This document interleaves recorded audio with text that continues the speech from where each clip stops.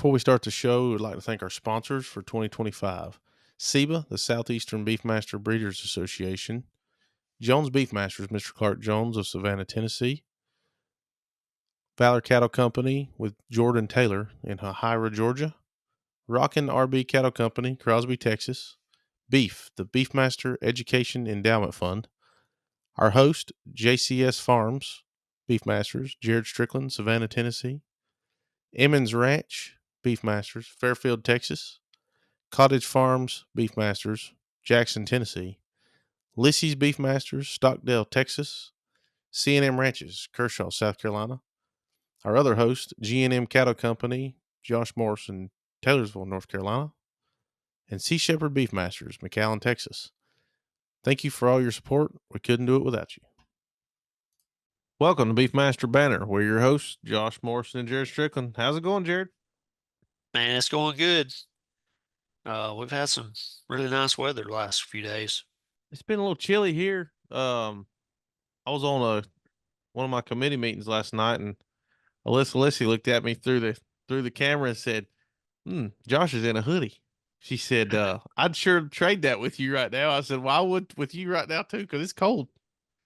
It's the wind's been blowing and it's been chilly, but it's been pretty. It's sun's been out and it's just been windy. Windy, windy, windy. Oh yeah, it's always feels cool when it's windy like that. It's been cool weather's been trying to hang on, but I think we're getting to the end of it.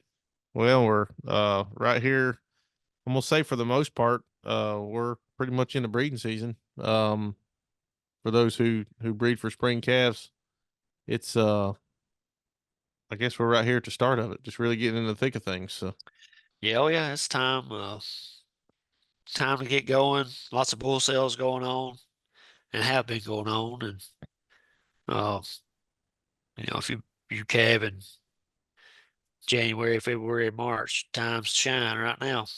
absolutely, absolutely. We've got, I don't know, we just have a couple left to calve, so we're waiting on them to do their thing, and uh, we'll be rocking and rolling to get bred for next year. But we're actually setting up the AI, starting to set up. Well, when this comes out, it'll be today, so it'll we're gonna work on that and get that going. So hopefully we'll have some more good game winner babies to show up. Yeah, it's that's something. I mean, we're not talking about that tonight. I mean, I guess it could be a little bit of talk about it, but if you are spring breeding and looking to do some AI and things like that, you get behind the eight ball if you ain't got your semen balled up and you plan together. It goes Uh, back to what we always say: have a plan, have a have, plan, have a plan. have a plan.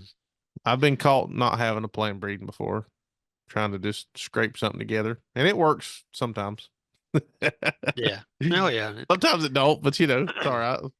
As long as you got a good working bull, you get them bred. But That's right. sometimes you want to try new things. So Well, we're still in the middle of bull season, bull sale season. So if you need bulls, there's plenty of sales coming up and going on now. So, oh yeah, um, I guess when this comes out next year, they'll be having their sale that night. So that's lots of right. bulls there to buy. Good lineup of bulls it look like. Mhm. And that kind of takes us into what we were going to talk about tonight is focus on breed expansion. We try to hit more hot topics here lately, and that seems to be the focus here in the last, I don't know, year or two maybe, and it's just ramping up year over year. Is how do we expand this breed? You see a lot of beef masters in the southeast, in the Midwest. I think it's growing more uh, into the Northwest as well. But you look at north, up straight up into the north. You don't see a ton of them, and maybe they're there, and maybe they're just doing the commercial thing or what have you. But that would be somewhere that I would be curious of how do we expand further. But I mean, we can even go as far to say how do we expand where we're at now because we are a smaller breed, and compared to a lot of the other breeds, are we ever going to Yeah. be Angus? Absolutely not. But I think, and I've heard people say this before, and it may have been said on here. I feel like we need to try to be the king of the eared cattle breeds. Yeah, you kind of hit that on the head there about market expansion. It's always nice to go into new areas, say in the Midwest, that are kind of what you would call Angus country, or and the northern climate for us is can be a challenge. So it's not necessarily that, but like even in Texas and the Southeast, in the Gulf Coast, there's still so much room for expansion, and that's something we haven't really talked much about, but that's something as a breed I think it's time to focus on. And that's kind of why we wanted to talk a little bit about that tonight, because our opportunities is coming. We've all talked about the market. Cattle are so high. When I was in the sale today, watching a little bit and talking with producers and stuff, and it's almost unbelievable watching what some of these calves are bringing. And that's the reason is we're short on cattle. We've been talking about it. Everybody's been talking about it. Everybody knows about it. But at some point, and that's another thing too. I was thinking there's a lot of cows for sale. A lot of them went to the packer. Still seeing lots of culling going on. I think or sellouts. Some of the sellouts. They're going back to the farm. Cows going back to farm, but there's still a lot of packer buying going on. Uh, but at some point, we're going to look at will we expand like we have had in the past? As far as a cow herd in the country, I doubt it. But there will be some expansion at some point, I would assume. So with that being the case, I think it's Beefmaster's chance to expand our market, expand our breed and our footprint when that happens, because we're a maternal breed and we need to focus on that. And I think it's something hopefully that we'll remember as a breed too. And everything we're saying is strictly just our opinion, but uh, kind of wanted to hit that a little bit tonight. It's talking about maybe we can have a focus on that. So with that being said, when the expansion happens, a lot of folks will expand by retaining their heifers, and our bulls are going to be the ones that can help do that. So these commercial guys out there that have Angus, let's say if they're wanting to have some heterosis, it's time to get on those farms. Let's talk to your neighbors, see what they're doing, kind of get a feel if they're wanting to expand or retain heifers. Let's work together to build that market. Angus ain't our competition, and that's something that's probably not said much on our Angus can be our partner. Those Angus cows need heterosis. They need Beefmaster bulls. They work good together. Uh, so let's look at those guys as our partner to help us grow our breed. If we're selling more bulls, we're going to grow this breed. Oh, 100%. And I'm going to tell you, we talk about Angus. We bought some for you last year, and they had those half those Beefmaster calves, and man, they are good. I mean, they're up, they're growing like crazy. So I mean, it works, and that's what you need to be. Our first question is, what can we do? And that's it. Show people your product. Tell them what it does. Don't just tell them. Take them to your farm, to your ranch. Show them the calves, especially if you have some commercial cows that are having these calves and that are just exploding like they're supposed to. Show them that, because I promise you, it won't take them to see one or two of them, and they're going to go, "Oh, I probably need that for my herd." Yeah, and And that's I yeah, don't that's a know good if, point. and I don't know if it's like that around everybody's area, but commercial cattlemen around here, you might as well call them copycats. When one of them does it, the next one wants to do it. Then the next one wants to do it. Then the next one wants to do it. So that, if you can get, and that's kind of where we're at here, in our part of the North Carolina, is we're trying to grow with some of these commercial guys, because there's a ton of small. And I don't say small, but there are some smaller commercial operations that these Beefmaster bulls can really help. But when they hear Beefmaster, they go, "Nah, I want Angus bull." Well, no, you don't need an Angus bull. Come look at our bull on your Angus cows, and let's show you what they do. And we actually sold our first sold our first bull over this way this past year at the elite sale. And man, they are ecstatic about him. They can't wait to use him. And I can't wait to see the calves out of him because, well, all that's going to do is help market share here because they're going to tell their buddies to come look at these calves.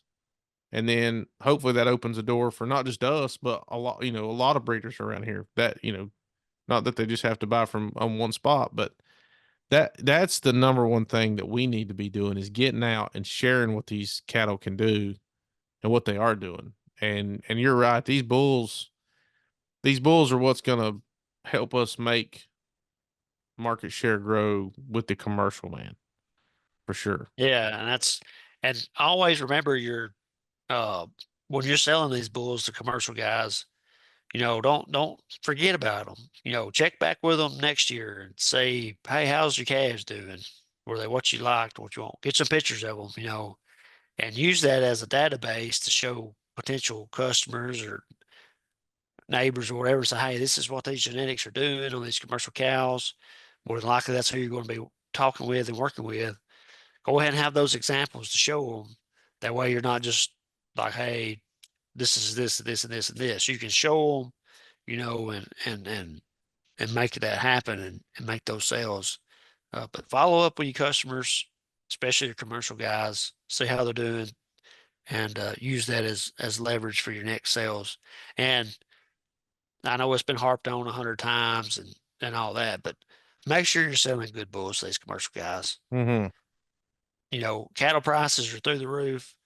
As much as you can get for coal animals right now, make sure you're selling good animals.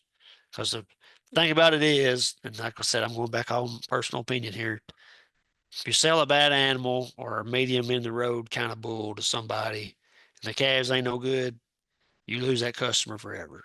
Absolutely. More than likely, they tell somebody else, and you may lose 10 customers to the breed forever. So let's work hard on that. Everybody's got a different opinion on what good is and what ain't. But like I said, if we're all working together and making good culling decisions, I think on the long term, that's going to help us too. Because this is a long term game. And once we get those people in our camp, we got to keep them in our camp.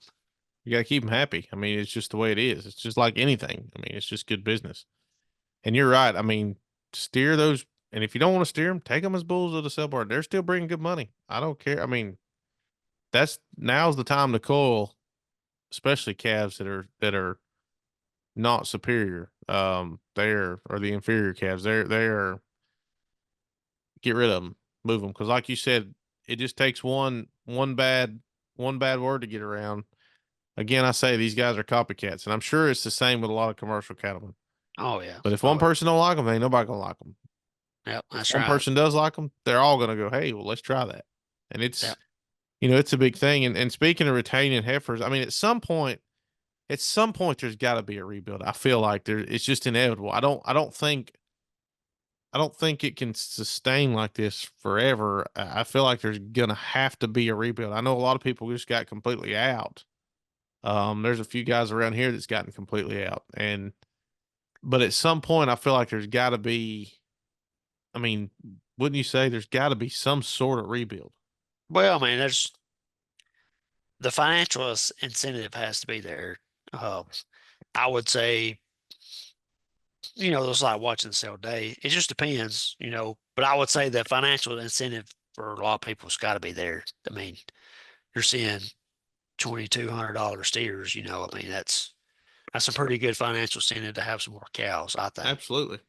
Uh, but if, you know, money's cost a lot right now because of the interest and things like that. So, and cows are high, you know, if you're wanting to buy some cows, they're not cheap. So, that could cause people to hang up, So, I mean, I think when the rebuild starts, it's not going to be no explosion like 15 and 16. Mm-hmm. It's definitely going to be a lot slower, which I mean, I think would probably be a good, more sustainable way anyway. Just that way we can still be making money because everybody remembers the 15, 16 crash, So, uh, a lot more people are probably leery of that because if they were in it then, that's still fresh on their mind. Mm-hmm. So a lot of these people that have been on the fence about even staying in the business, they're probably still looking at getting out or selling out because they remember how it was. So, uh, but yeah, I mean, it's coming, and that's the thing is, well, here's our chance to market an animal that that these commercial guys can use, and it's kind of going back to our competition. Majority of the country is Angus-based herd. Our competition is the Brangus and those folks that are trying to give those guys an eared breed option, and we need to try to outcompete those kind of cattle. Yeah, absolutely. I mean, I agree. I agree 1,000%. You're exactly right. Um, Before we go into this next point, I think it's important to note what you just said a little bit ago. These are our opinions, nobody else's. Josh and Jared's opinions. If you don't That's like right. it, come on here and talk about it. That's right. But this is strictly, this is just what we do. And um, now I can go to the next subject, maternal focus. you Yeah. know, and I think most everybody will agree that that's where we need to stake our claim, and that's where we have staked our claim is on the maternal side of you know all this. And the terminal traits are great, but to me, we have the best mama cows in the world. They're exactly what you want. Most have great udders. They're fantastic mothers. I mean, they're what you want in a mama cow. And um, you can go into, I want to be careful, but you can go into, I know we've had a push on carcass scans and it is very important. But what I hope we still do is in chasing the more terminal traits like we need to do, that we never lose our focus on the maternal side, if that makes sense. No, I agree with you 100% on that. We got to improve our carcass to stay uh, relevant, I guess would be the right thing to do it. But we always got to remember what our goal is, and that is to produce a good mama cow for the commercial industry. And typically they're going to do a crossbreed to do that. So we need to make sure our carcass is good enough to kind of help them stay where they're at. Uh, so that should be our focus. But as far as those kind of traits, we can't give up traits on the cow power, so to speak, to gain the carcass traits. Does that make sense? I guess, Yeah. Josh. No, it does. It does. Kind of like what you were saying, but uh, when you think about that, but we always need to continue to improve, but focus on those maternal traits first, and that's where our bread and butter is going to be. And it's a fine line, right? I mean, let's face it, Oh it's a yeah, fine line you have to walk because we do have to have those carcass traits. And that's not the only terminal trait we're talking about, but that's just an easy one because we have had a push on it lately. So that's just an easy one to kind of pick on because it's relevant to everybody and it's kind of familiar to everybody. yeah. It's the But same thing with the growth traits. We're looking for growth too, but we don't want to make sure we get too big, on right, our mature right. cow weights either. Because I mean, you get too big of a cow for a commercial guy as well, then you've got issues there. So, But it's all breed back important. things like that. It's all important. It's all tools in the toolbox. It kind of goes back to what we talk about there. It's just use them all. But, you know, we can give the commercial cowman a mama cow that they'll have for years upon years. And something that I feel like other breeds have lost. And it's not a secret, and I'm not really just picking on them, but anybody will tell you, even in the Angus breed, that they had such a push on other traits that I think they lost a lot of the traits that made them what they are, today. And Yeah. I've listened to some podcasts. I always try to listen to some and maybe steal some ideas, but well, Oh yeah. just whatever works. It's all fair game. But they have those problems and they recognize them. They're just trying to figure out how to fix them at this point. And no, we've not, and I'm not saying we're at that point because I think we're far from that point. But it just goes back to there's just a fine line you want to walk, and it's just learning to find that. And it's a ball that you're probably always going to chase. That we're always going to chase is making sure we don't go too far one way or too far the other. And I'm just going to say the leadership in this breed has been outstanding as far as trying to find that line. Dr. Bauer, he has done so far an outstanding job of research and trying to find that good middle ground to where, everybody hears, especially now with Wagyu and all this other stuff, that, they hear Prime and Prime Plus, and I think there's even a Prime Plus Plus now. But, you get so far, it goes back to why do you want to go so far that way? Honestly, a good, and Jared, you sell beef, so you can tell me right or wrong, but if I could grade choice on all of my animals, I'm going to be perfectly happy. I don't have to have Prime because a lot of times to me, Prime will get almost, I don't know the best word to explain that. Too fatty. Yeah. Yeah, there you go. Too fatty. It's, and I think a good, you look at a choice, you look at a select, a choice, and a Prime side by side. I feel like most people, the normal consumer, is going to probably pick that choice every time, even if price don't have anything to do with it. I just think it's a better, to me, I just think it's the best kind of, there again, middle ground meat. Now you can tell me right or wrong on that, but Well, I mean, it depends on the consumer. That's something I've learned with selling the beef is there'll be people walk in there and they see a prime steak and that's exactly what they're looking for. Somebody else may walk in there and they're like, I can't eat that. That's too much fat. And they'll reach over and grab a sirloin that has hardly any fat in it.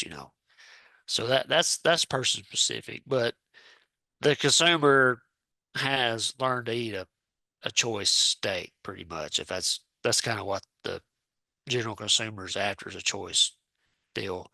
Because you kind of get your best money for your quality there. Because when you get into prime, you are paying more money for it. And when you sell those on the grid, that prime does pay more. But uh, a lot of that these days, or you look at the numbers, we're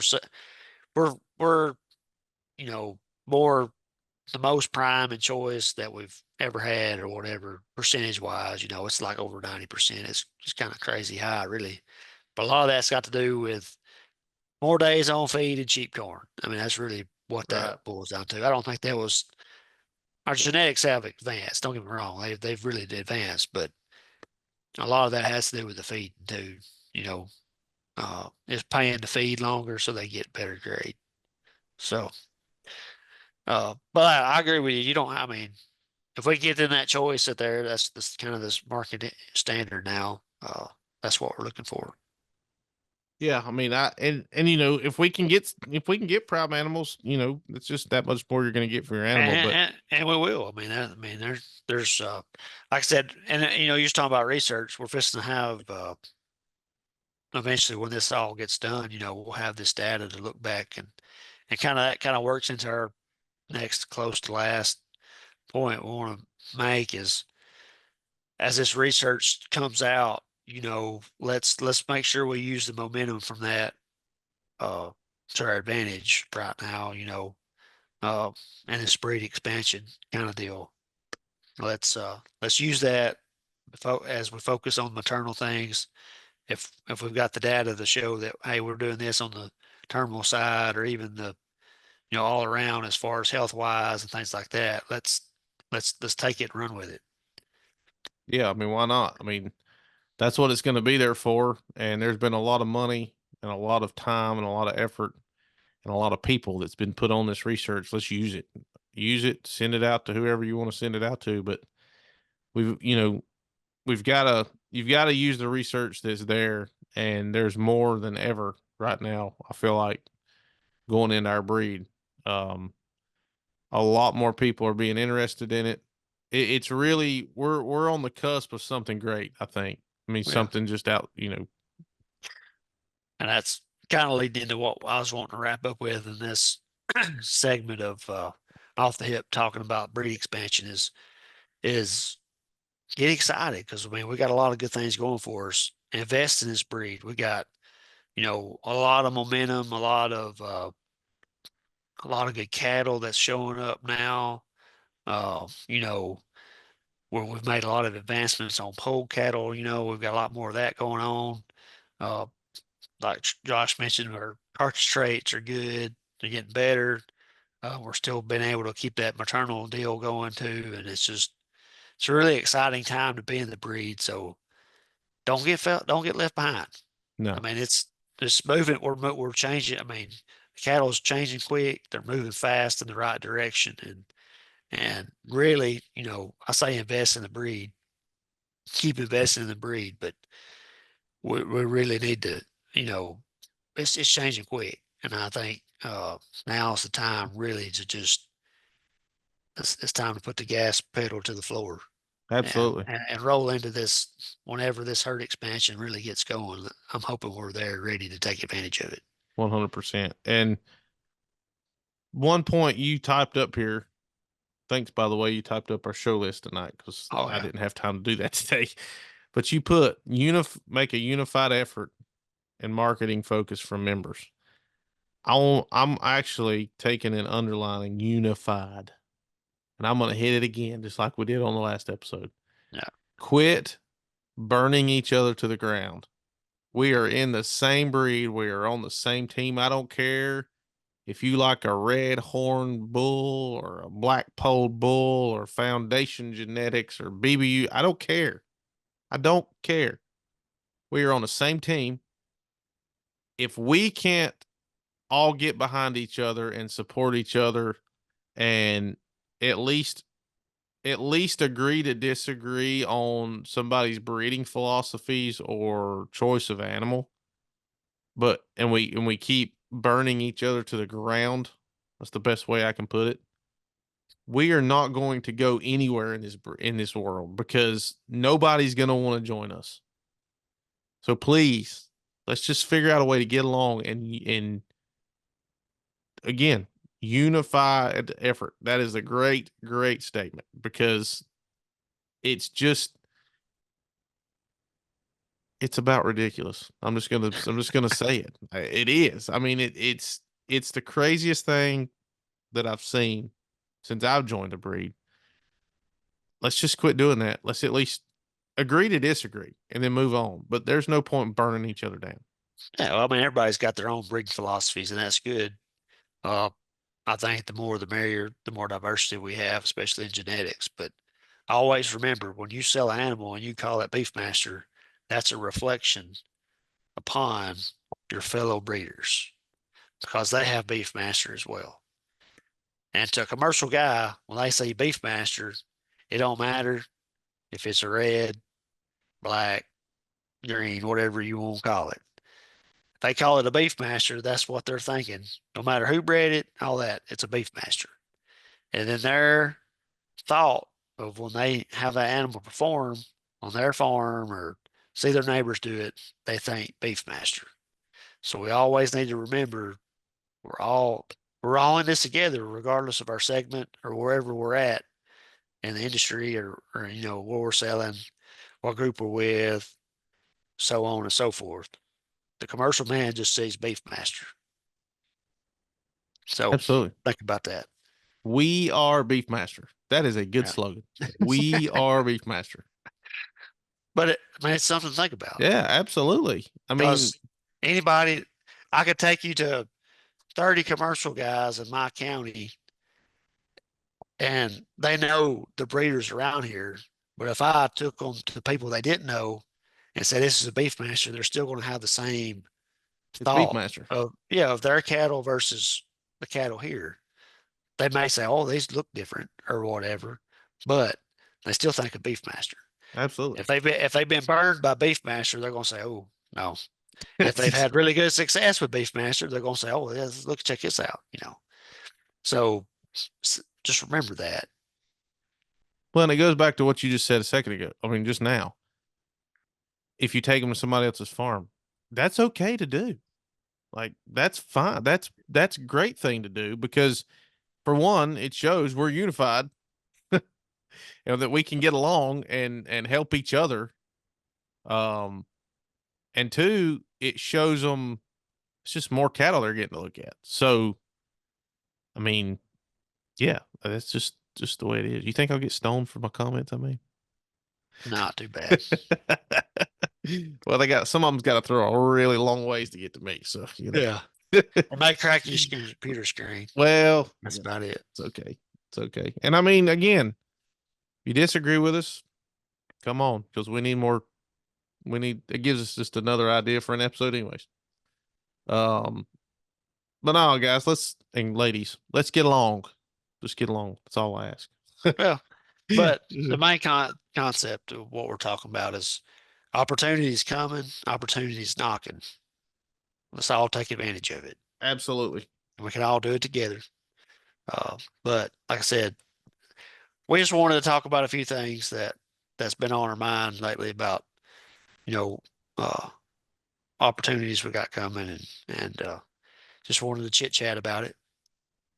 Give you everybody our thoughts of how maybe we can take advantage of it. This was another one we kind of winged, but I liked it. Oh yeah. We do a lot of winging in ball season, right? Oh yeah. You dang right. Springtime comes, it's just time to wing it.